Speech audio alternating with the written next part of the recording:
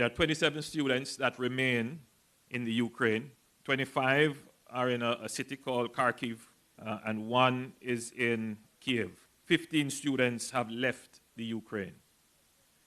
I have taken note of the public conversation regarding the government's attempt at assisting the students. In a time of crisis, in a time of war, as this is for those students who are stuck in the Ukraine, the only effort of the government now must be to get them out.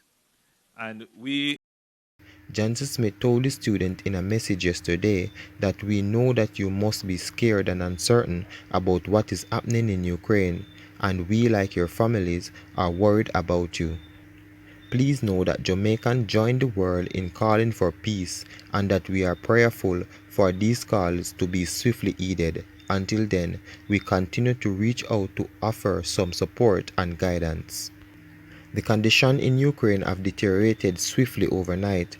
There is no flight out of Ukraine, nor is even possible, or is even recommended to travel overland.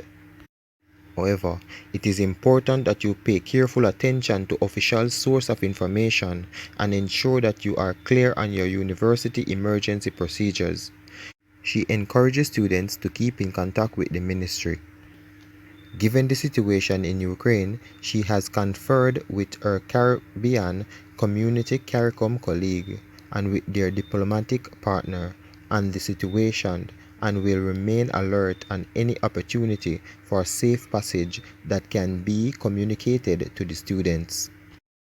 Meanwhile, Prime Minister Holiness has condemned the Russia attack on Ukraine, saying Jamaica is consistent in its support for universal respect and adherence to the principle of international law and sovereignty of all nations. However, the government is now expecting shock from the crisis affecting oil and wheat flour products. He said the government is also monitoring the effect of the international sanctions and terms imposed on Russia by several countries. Now 57 Ukrainians have been killed in the invasion. Russia have launched a full-scale invasion on Ukraine on Thursday, unleashing airstrikes on cities and military bases, and sending troops and tanks from multiple directions in a move that could rewrite geopolitical landscape. Ukraine government plead for help as citizens and civilians pile into trains and cars to flee. Ukraine officials stated that they are battling Russia on multiple fronts and will continue to defend itself and won't give up its freedom. President Joe Biden announced new sanctions against Russia, stating Putin chose this war and that his country would bear the consequences of his actions.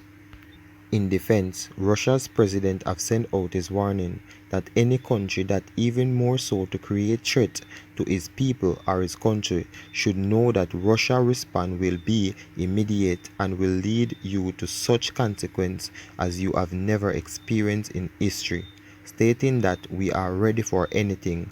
All necessary decisions in this regard have been made. Law News JA, constant, precise.